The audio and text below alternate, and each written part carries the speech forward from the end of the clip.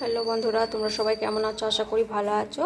আজকে চলে এসেছি আমি আবার একটি নতুন রেসিপি নিয়ে, পোড়া আমের চাটনি। আমটা যখন পুরানো হয়েছে, কিছু কারণের জন্য আমি ভিডিওটা দিতে পারিনি, তার জন্য সবাই একটু অ্যাডজাস্ট করে নেবেন। এখানে আমটা পুড়িয়ে নিয়ে আমি আমটার খোসা ছাড়িয়ে আমটাকে ভালোভাবে ধুয়ে আমি এটাকে ভালোভাবে হাতে করে মাখা মাখা করে নিয়েছি। চলো এবার রেসিপিটা দেখতে থাকো।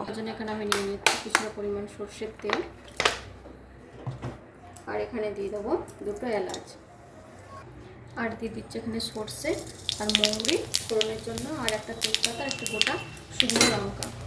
যেহেতু এটা পোড়া আমের চাটনি, তাই এভাবে না বানালে কিন্তু ভালো লাগবে না। দেখো এখানে কিন্তু ফোড়নটা খুব ভালোভাবে ভাজা হয়ে গেছে। এবার আমি এখানে দিয়ে দেবো এই পোড়া আমের পালটা। এবার যতক্ষণ না এটা একটু ভালোভাবে কষানো হচ্ছে, ততক্ষণ কিন্তু আমি এখানে নাড়তে থাকবো। এখানে কিন্তু আমের আটিটাও আছে।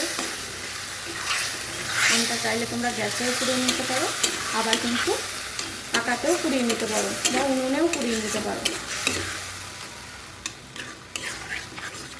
এবার এটাকে যতক্ষণ না এটা একটু এর জলটা একটু টান টান হচ্ছে, ততক্ষণ আমি এটা এভাবেই নাড়তে থাকবো, আর গ্যাসের ফ্লেমটাকে এই সময় বাড়িয়ে দেবো।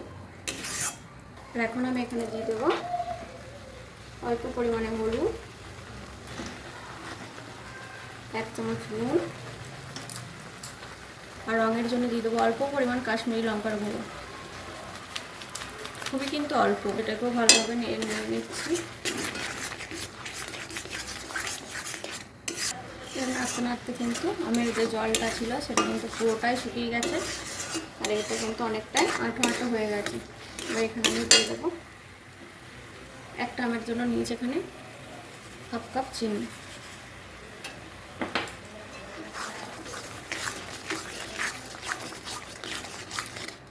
দেখো এখন কিন্তু অনেকটাই হয়ে গেছে। আর এখানে আমি দিয়ে দেবো একটু একটা গোটা লেবুর রস, যাতে কালারটা কিন্তু ভালো হয়, আর এটা কিন্তু খেতেও খুব টেস্ট হবে।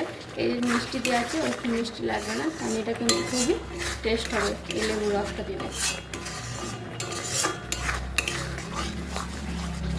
এখানে কিন্তু আমার চাটনি হয়ে গেছে।